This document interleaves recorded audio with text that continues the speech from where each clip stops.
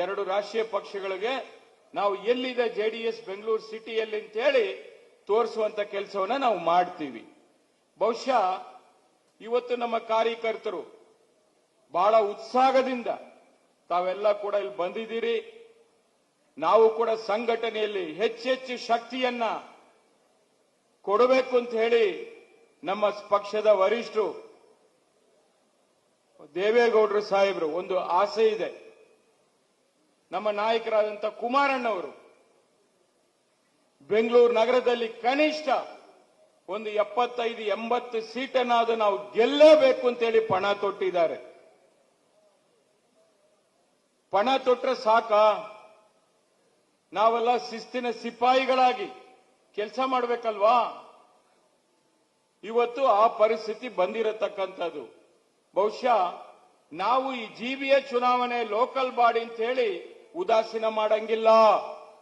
ಯಾಕೆಂದ್ರೆ 2028ಕ್ಕೆ ಏನು ಈ ಅಸೆಂಬ್ಲಿ ಚುನಾವಣೆ ಬರುತ್ತೆ, ಅದಕ್ಕೆ ಈ ಕಾರ್ಪೊರೇಷನ್ ಚುನಾವಣೆನೇ ಬೆಂಗಳೂರು ನಗರಕ್ಕೆ ಇದು ದಿಕ್ಸೂಚಿ ಅಂತ ಹೇಳಬೇಕಾಗ್ತದೆ. ನಾವು ಲೋಕಲ್ ಆಗಿ ನಾವು ಬಲಿಷ್ಠ ಆದ್ರೆ ಮಾತ್ರ ಅಸೆಂಬ್ಲಿ ಗೆಲ್ಲಲಿಕ್ಕೆ ಸಾಧ್ಯವಾಗುತ್ತೆ.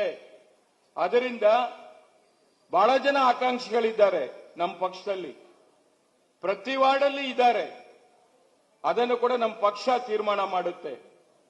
ನಾವು ಯಾವುದೇ ಕಾರಣಕ್ಕೂ ಕೂಡ ನಮ್ಮ ಸಮಯವನ್ನು ವ್ಯರ್ಥ ಮಾಡಂಗಿಲ್ಲ.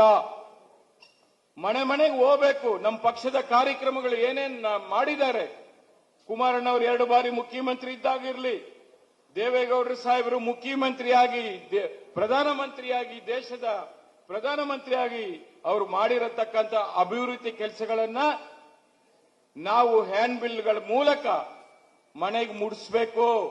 ಯಾಕಂದ್ರೆ ಬೆಂಗಳೂರು ನಗರದಲ್ಲಿರೋರು ಎಲ್ಲ ಅನ್ಯ ಭಾಷೆಯವರೇ ಬಹಳ ಜನ ಇಲ್ಲಿ ಇರತಕ್ಕಂಥದ್ದು. ತಾವೆಲ್ಲ ಅರ್ಥ ಮಾಡ್ಕೋಬೇಕು.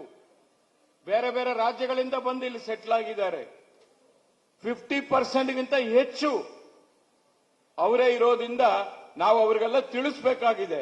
ಯಾಕಂದ್ರೆ ಸನ್ಮಾನ್ಯ ದೇವೇಗೌಡರು ಮುಖ್ಯಮಂತ್ರಿಯಾಗಿ ದೇವೇಗೌಡರು ಪ್ರಧಾನಮಂತ್ರಿಯಾಗಿದ್ದಾಗ ಡಿಜಿಟಲ್ ಮೀಡಿಯಾ ಇರಲಿಲ್ಲ. ಅವಾಗೆಲ್ಲ ಬರೀ ಪತ್ರಿಕೆ ಟಿವಿ ಮಾತ್ರ ಇತ್ತು. ಈಗ ಡಿಜಿಟಲ್ ಮೀಡಿಯಾ ಸೋಷಿಯಲ್ ಮೀಡಿಯಾ ಬಹಳ ಬಲಿಷ್ಠವಾಗಿರೋದ್ರಿಂದ ಆ ಸೋಷಿಯಲ್ ಮೀಡಿಯಾ ಮೂಲಕ ಪ್ರತಿ ಮನೆಗೆ ನಾವು ಮುಟ್ಟಿಸುವಂತ ಕೆಲಸ ಮಾಡಬೇಕಾಗ್ತಿದೆ. ಅದು ಕೂಡ ತಾವು ಸಮಯ ಇಲ್ಲ, ಅದಕ್ಕೋಸ್ಕರ ತಮ್ಮಲ್ಲಿ ನಾನು ಕೈ ಜೋಡಿಸಿ ಮನವಿ ಮಾಡ್ತೀನಿ. ನಾವು ಕೂಡ ರಮೇಶ್ ಗೌಡ್ರು, ನಾನು, ಪ್ರಕಾಶ್ ಅವರು, ತಿಮ್ಮೇಗೌಡರು, ಕೃಷ್ಣ ಅವರು,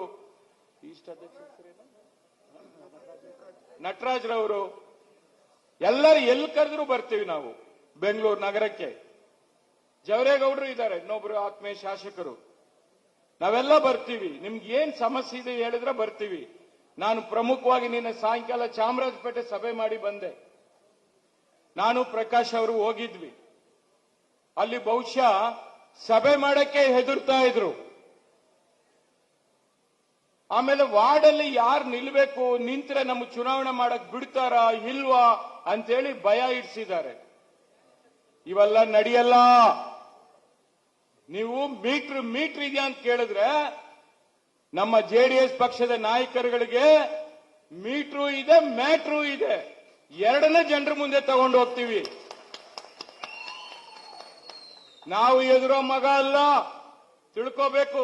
ಸನ್ಮಾನ್ಯ ದೇವೇಗೌಡರ ಶಿಷ್ಯರಾಗಿ ನಾವೆಲ್ಲ ಸಮಸ್ಯೆಗಳನ್ನ ಎದುರಿಸುವಂತ ಶಕ್ತಿ ನಮಗಿದೆ.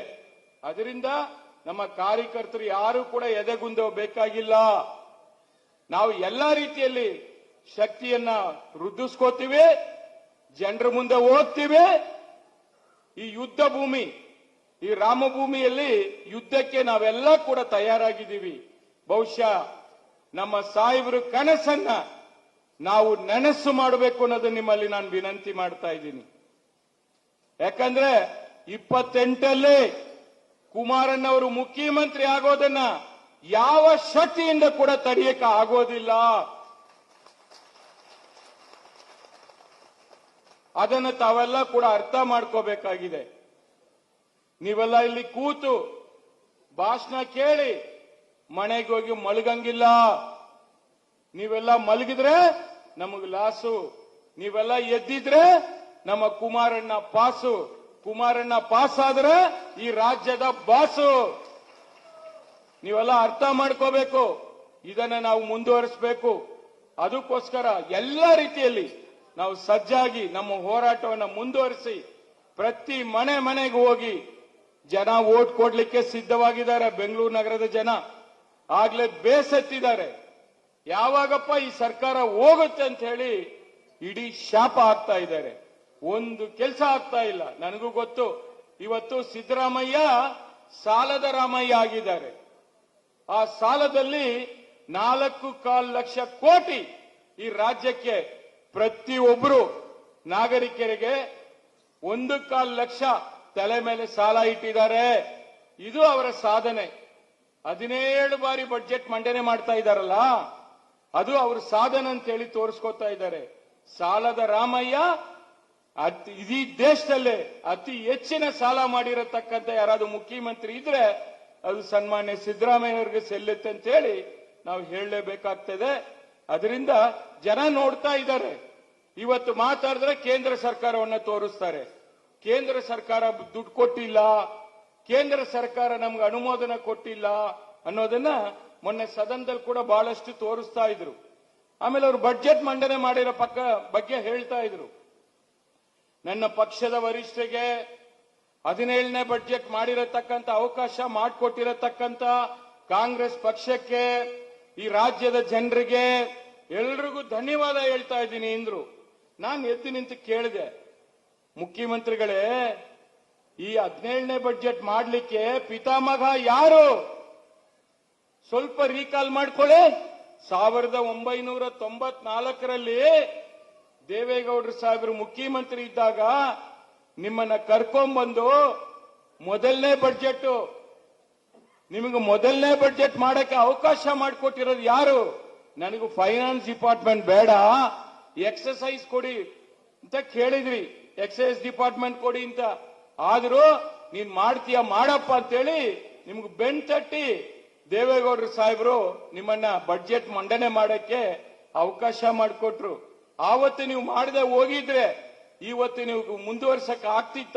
ಉಪಮುಖ್ಯಮಂತ್ರಿಯಾಗಿ ಹಲವಾರು ಹುದ್ದೆಗಳನ್ನ ಅನುಭವಿಸಿ ಇವತ್ತು ಸನ್ಮಾನ್ಯ ದೇವೇಗೌಡರ ಬಗ್ಗೆ ಮಾತಾಡಕ್ಕೆ, ಒಂದು ಧನ್ಯವಾದ ಹೇಳಕ್ಕೆ ಯಾಕೆ ಸ್ವಾಮಿ ನಿಮ್ಗೆ ಮುಜುಗರ ಅಂತ ಹೇಳಿ ನಾನು ಅವತ್ತು ಸದನದಲ್ಲಿ ಪ್ರಶ್ನೆ ಮಾಡಿದೆ. ಅದಕ್ಕೆ ಅವರು ಇಲ್ಲಪ್ಪ ಅಂತ ಹೇಳಿ ಉತ್ತರ ಕೊಡ್ಲಿಕ್ಕೆ ಆಗ್ಲಿಲ್ಲ. ಇಂಥ ಮುಖ್ಯಮಂತ್ರಿ ನಮ್ಮ ರಾಜ್ಯದಲ್ಲಿ ಇರತಕ್ಕಂಥದ್ದು. ಅದು ಇರ್ಲಿ, ಜನ ತೀರ್ಮಾನ ಮಾಡ್ತಾರೆ.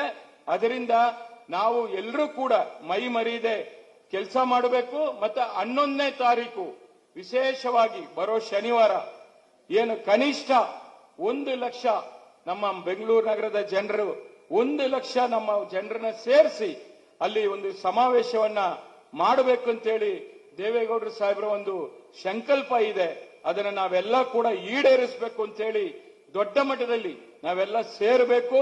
ಆವತ್ತು ಯಾವುದೇ ತರ ಸಮಸ್ಯೆ ಆಗದರೆ ಎಲ್ಲ ರೀತಿಯಲ್ಲಿ ನಾವು ಆ ಕಾರ್ಯಕ್ರಮ ಯಶಸ್ವಿಗೊಳಿಸಿ ಇಡೀ ರಾಜ್ಯಕ್ಕೆ ಸಂದೇಶ ಕಳಿಸೋದು ಅಷ್ಟೇ ಅಲ್ಲ, ರಾಷ್ಟ್ರಕ್ಕೂ ಕೂಡ, ಡೆಲ್ಲಿಗೂ ಕೂಡ ಬೆಂಗಳೂರು ನಗರದಲ್ಲಿ ಜೆಡಿಎಸ್ ಶಕ್ತಿಯುತವಾಗಿದೆ ಅನ್ನೋದನ್ನ ನಾವು ಒಂದು ಸಂದೇಶ ಕೊಡಬೇಕು ಅಂತೇಳಿ ಮತ್ತೊಮ್ಮೆ ತಮ್ಮೆಲ್ಲರಿಗೂ ಕೂಡ ವಿನಂತಿ ಮಾಡ್ತಾ, ತಲಬಾಗಿ ನಮಸ್ಕಾರ ಮಾಡ್ತಾ ಅನಂತ ಧನ್ಯವಾದಗಳನ್ನ ಅರ್ಪಿಸ್ತಾ ಇದ್ದೀನಿ.